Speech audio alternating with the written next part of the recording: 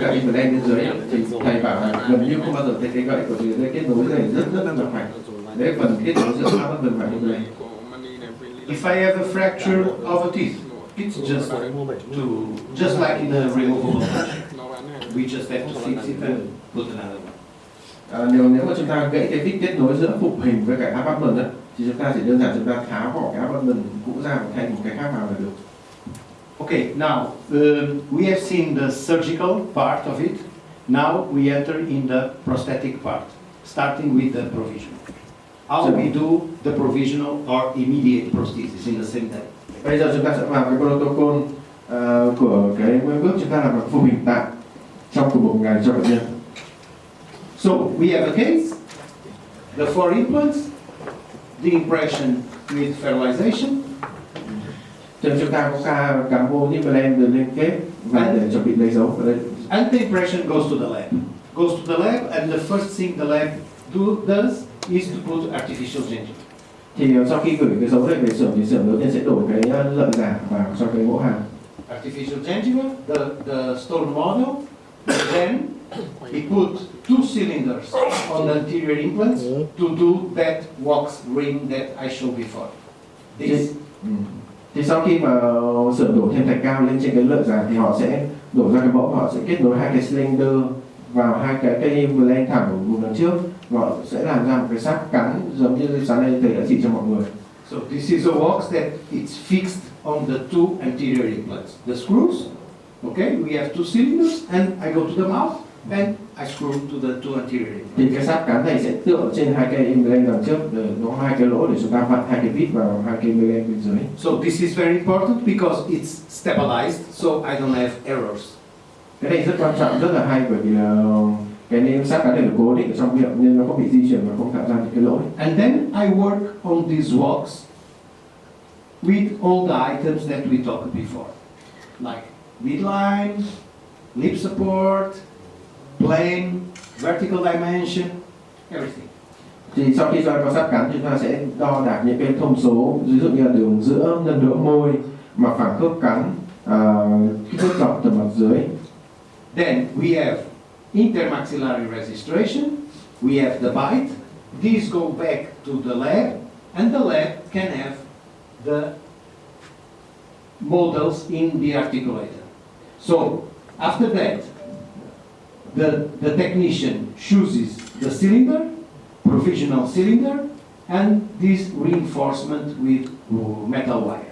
Thì sau đấy thì sau khi đo đạc các thông số đấy sau, chúng ta sẽ cho bệnh nhân cắn hàm lại, cắn răng hàm dưới vào hàm trên để chúng ta có được cái dấu cắn ở trên cái sáp cắn. Sau đấy là xưởng sẽ sử dụng cái dấu cắn đấy để lên cái giá khớp cho bệnh nhân như thế này, và sau đấy xưởng sẽ chọn ra, lấy ra 4 cái cylinder tạm và sẽ liên kết 4 cylinder tạm với nhau bằng cách hàn các cái dây thép vào với nhau.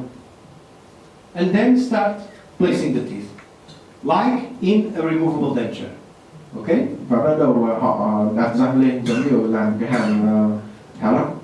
The reference of the midline, it starts with the 2 central incisors, then the laterals, the canines, and so on. Họ sẽ thêm từ giữa ra hai bên, từ răng cửa giữa, răng cửa bên và răng nanh. After that, if we have the correct position of the teeth, it does this index in silicone. We have all the teeth there, and then the acrylic is injected here, and we have the procedure. Và sau đấy thì nếu chúng ta lên ra một cách chính xác rồi, chúng ta sẽ lấy một trộn silicone và để chúng ta lấy cái dấu ở trên cái hàm răng mà có cái sáp này. Sau đấy họ sẽ đổ trôi đi cái sáp cắn đi và họ sẽ đổ cái nhựa ép vào đây để tạo ra một cái hàm phục hình như thế này. And the placement in the mouth. Và sẽ đặt cái hàm tạm này vào trong miệng. So let me tell you one thing. When we have a case, the first thing to do is this: one mark in the nose, one mark in the chin, and we measure the vertical dimension. Thì khi chúng ta có ca lâm sàng thì điều đầu tiên chúng ta cần làm đây, chúng ta sẽ đánh dấu 2 điểm, một điểm ở chỗ đỉnh mũi, một điểm ở chỗ đỉnh cằm, và chúng ta sẽ phải đo cái kích thước dọc này. So I have a reference. When I have the walks, I have this reference to work the vertical dimension. Thì cái này là một cái dấu mốc của chúng ta để chúng ta biết được cái kích thước dọc từ mặt dưới để chúng ta làm việc với sáp cắn. So I do this before anesthesia, before surgery. It's the first thing. Okay? Cái bước này chúng ta sẽ phải làm trước khi gây tê và trước khi phẫu thuật. Then we go to the surgery, Sau đấy chúng ta làm phẫu thuật. and it's always the same protocol. Always the same protocol. Impression, Chúng ta làm phẫu thuật theo như protocol sáng nay. artificial gingiva, Đổ lượng giải stone model, và đổ thạch cao. wax, Làm cái sáp cắn, wax in mouth, thử các sáp cắn trên miệng intermaxillary registration, và chọn dây dấu cắn. cylinders and reinforcement, Sau đấy chúng đặt cylinder và hàn cylinder vào với nhau. teeth in the index. Ok, và lấy cái silicone phủ lên trên này Acrylic. và làm răng hàn tạm bằng nhựa. Okay? Ok. Let me tell you about this. ATP38. I'm using it at the clinic. This is one of the dentists that work with me, and I see very nice results with this. Để cho tôi giới thiệu các bạn một cái này, hệ thống mà tôi đã dùng thì đây là hệ thống ATP và ATP 38. Since I use this, I noticed that the patients had less swelling and less pain. Khi mà sử dụng hệ thống này thì bệnh nhân sẽ có hiện tượng là ít giảm hiện tượng sưng và giảm cái hiện tượng đau đi. And it's a very useful tool. So I explain to them in Vietnamese. So cái tác động này là cái ATP 38 là cái kêu bằng cái máy ATP 38. Nhưng mà trong cái thực tế cái ATP 38 là trong những cái phần của cái DNA của cái tế bào của mình đó. Thì những cái nghiên cứu lâm sàng, rất nhiều nghiên cứu lâm sàng mà hồi đó giờ nó xài đó là nó xài những cái hệ thống bằng ánh sáng là nó tạo những cái điều kiện cái sự lạnh thương nó tăng cái sự mà lạnh thương nó lẹ hơn. Thì rất nhiều người ở bên Pháp hiện tại và châu Âu họ xài cái đèn này để họ giảm được cái thời gian mà mình chờ đợi giữa khi mình chỉnh nha. Ví dụ như là mấy cái nhà khoa có chỉnh nha chuyên về chỉnh nha đó thì ví dụ thường mình chờ 15 ngày giữa hai cái tác động để mình siết lại những cái chỉnh nha cổ điển hay là bằng cái hệ thống mà Smiler là chỉnh nha bằng mắt hướng dẫn trong suốt đó, thì cái này mình có thể giảm được một tuần. Thì cái ưu điểm của như vậy là sao, nhiều khi cái thời gian bệnh nhân người ta không có hay người ta không có muốn làm lâu quá, nhiều mấy người mà có công an việc làm rồi đó thì những cái hệ thống như vậy mình có thể mình thay vì mình điều trị trong một năm thì nó giảm lên thành 6 tháng, 2 năm thì giảm lên 1 năm. Như là rất là có tác động đó. Thứ nhì đó là khi mình xài như vậy nhé, thì cái sự mà sau khi phẫu thuật đó, nó cũng ít sưng hơn, cái sự lạnh thương nó lẹ hơn, mà nó có nhiều cái tác động khác đó. Mình có thể xài mình chống lại những cái khi mình đi di chuyển bằng máy bay nó mình bị rách lắc nó cũng giải quyết những vấn đề đó. Thì nó có rất nhiều cái tác động mà nó đang được rất là sử dụng cái đồ. Okay. Now I'm going to show you some clinical cases. Bây giờ thầy sẽ cho mọi người xem một vài ca lâm sàng. And I always show Sao this phải case. muộn ha? Rồi lúc nào tôi cho mọi người xem cái ca này. This patient comes to me in 2004. Tầm đấy. Bệnh nhân đến với tôi vào năm 6 7 2014. giờ đấy. And in 2004, this was the situation. Periodontal disease, some implants in the upper jaw, some implants missing already. She had loose implants. I made a treatment plan. I made a budget, but she decided to not do nothing. Okay? She didn't start treatment. Bệnh nhân này đến với tôi với tình trạng bệnh nhân đã cắm implant hàm trên implant hàm trên một vài cây đã bị rụng, đã bị thất bại rồi. Hàm dưới thì bệnh nhân có cái tình trạng bị viêm nha chu và tôi có lên hoạch điều trị cho bệnh nhân, nhưng bệnh nhân thì không đồng ý làm cái gì cả. And she came back 8 years later. Và bệnh nhân quay lại sau 8 năm.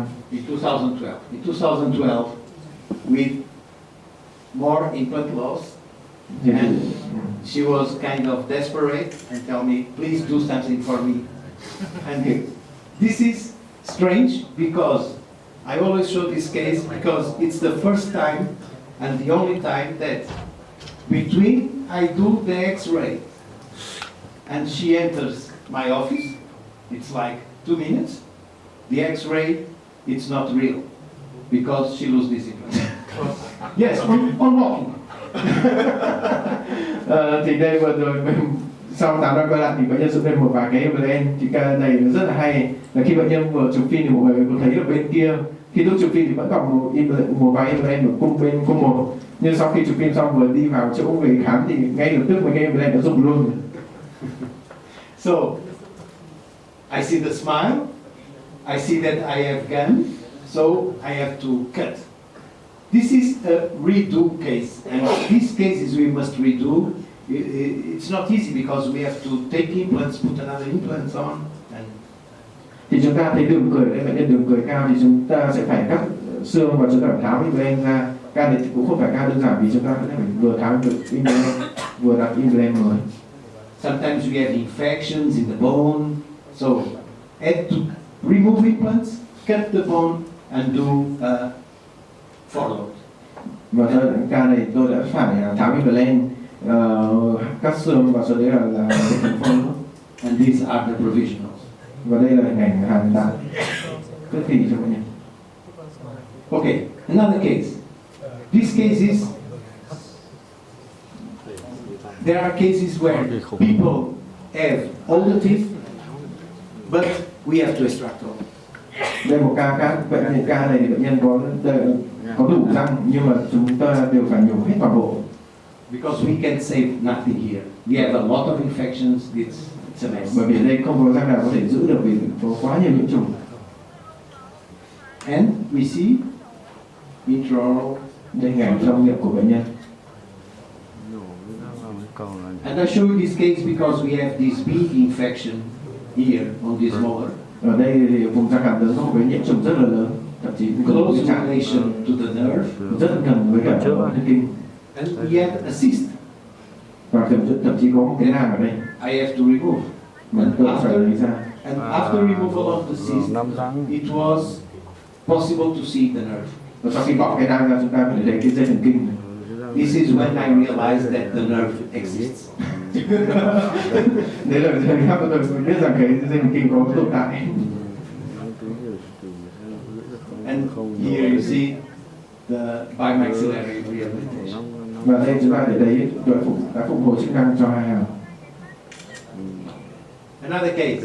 This is not an easy case. You see the smile, and you understand that this is not easy. Khi các bạn nhìn thấy đường cười này, các bạn hiểu rằng đây không phải một ca dễ. Because we have a lot of gingival display. Vì chúng ta bệnh nhân cười nổi lợi rất là nhiều. So I know that I have to cut bone. Ca này thì phải cắt xương. And I had a surprise about this big cyst here. Ở đây tôi rất bất ngờ vì có một cái nang ở đây, một cái nang. And here I have my sinus. Và ngay đằng sau thì có một cái xoang hàm, đấy chỗ đây đang chỉ là xoang hàm. I had to use the same protocol.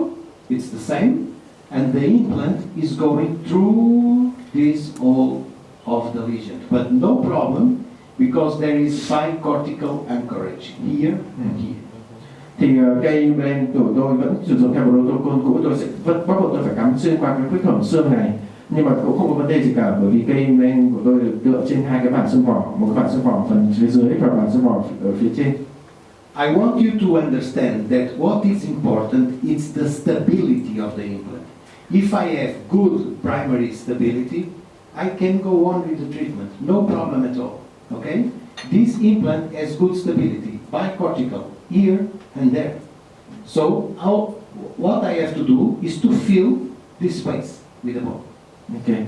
Thì tôi chỉ cho một cái ca này bởi vì sao cho mọi người hiểu được cái tầm quan trọng khi mà chúng ta làm cái phục hình trị lực tức thì đấy chúng ta phải đạt được ổn định xương khởi ban đầu tốt, đấy là yếu tố rất quan trọng. Khi mà tôi đã ổn định xương khởi ban đầu tốt thì cái khoảng trống kia tôi chỉ đơn giản là tôi lấp đầy với cái xương, ghép xương rồi là xong.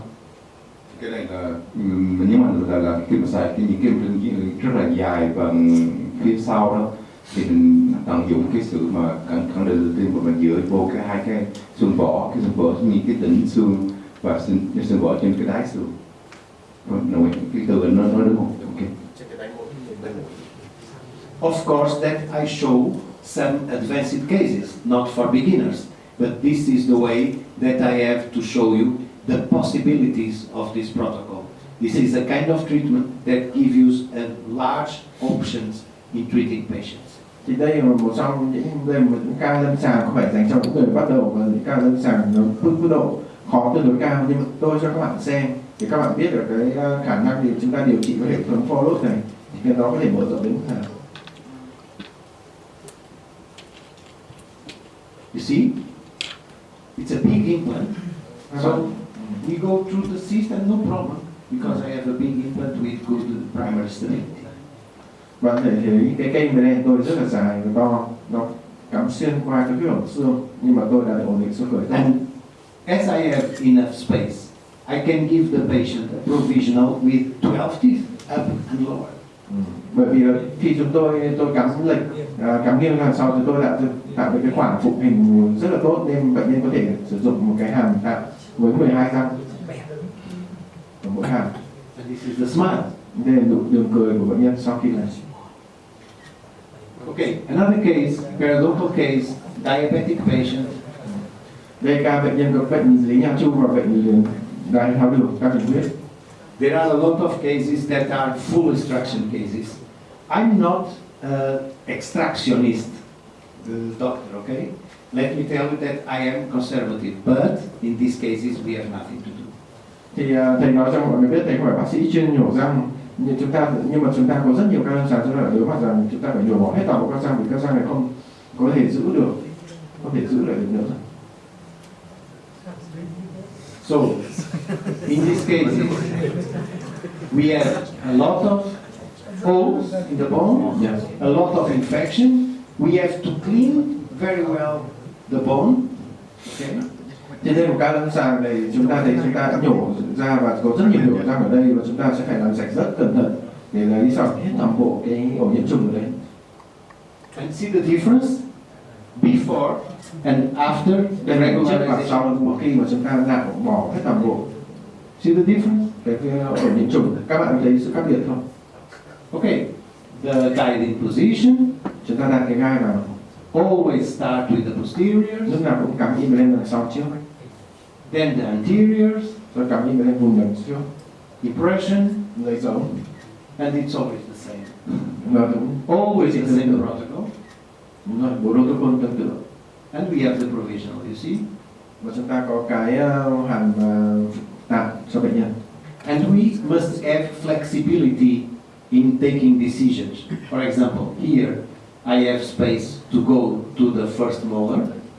In this side, I don't have, I only put one premolar. In the definitive, I do the second premolar and the molar. Because on the provisional, I don't want cantilever, okay? Ở đây thì thầy chỉ cho mọi người là chúng ta sẽ phải rất linh hoạt. Ví dụ như ở cái vùng bên tay phải á, thì cái vùng răng của thầy làm đủ răng 4, răng 5, răng 6. Nhưng vùng bên tay trái thì thầy chỉ làm răng 4 sau đó để sang một cái răng hàm lớn luôn. Thì thông thường với cái vùng hình sau cùng chúng ta có thể làm đủ 4, 5, 6, nhưng trên cái vùng hình tạm thầy không muốn có bất kỳ một nhịp vói nào trên cái vùng hình tạm cả. Let me tell this again. In provisional, immediate prosthesis, no cantilever, okay?